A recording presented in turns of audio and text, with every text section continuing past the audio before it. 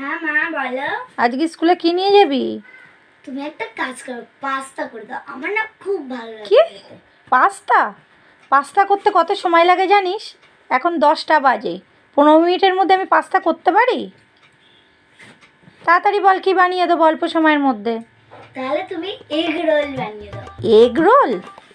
তুই বুঝতে পারছিস এখন এগ রোল করতে গেলে ময়দা মাখতে হবে, পেঁয়াজ কাটতে হবে, লঙ্কা কাটতে হবে, আর ডিমের দাম জানিস এখন কত? 7 টাকা পিস।